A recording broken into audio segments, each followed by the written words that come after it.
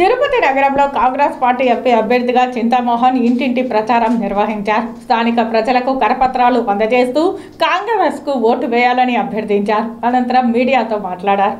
రూపాయలు డబ్బు కూడా రాజీవ్ గాంధీ పేరు పైన మేము ఇవ్వడం జరిగింది రాష్ట్ర ప్రభుత్వానికి. అప్పుడున్నటువంటి రాష్ట్ర ప్రభుత్వ అధినేత తర్వాత వచ్చినటువంటి ముఖ్యమంత్రులు ఈ డబ్బుని ఎక్కడో మాయం చేశారు.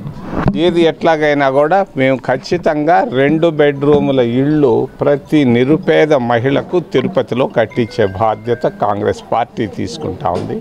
ఇది మా గ్యారెంటీల్లో భాగం. అంతేకాదు ప్రతి నిరుపేద మహిళకు సంవత్సరానికి 1,00,000 రూపాయలు మేము ఉచితంగా ఇవ్వబోతున్నాం. ప్రతి నిరుపేద మహిళకు సంవత్సరానికి ఉచితంగా 1,00,000 రూపాయలు ఇవ్వబోతున్నాం. కేంద్రంలో కాంగ్రెస్ పార్టీ అధికారంలోకి రాబోతూ ఉంది. కాంగ్రెస్ సంకీర్ణ ప్రభుత్వాన్ని మేము ఏర్పాటు చేయబోతున్నాం. మోడీ పతనం ప్రారంభమైంది. మొన్నటి వరకు అటు ఇటు ఉన్నాడు, ఇండియా షైనింగ్ అంటున్నాడు. ఆ షైనింగ్ పోయింది. కేజ్రీవాల్ అరెస్టు తోటే మోడీ పతనం ప్రారంభమైంది. మోడీ ఈ దఫా ఆయన ఇంటికి పోవాల్సిందే కానీ ఆయన గెలిచి బయట వచ్చే ప్రశ్నే లేదు.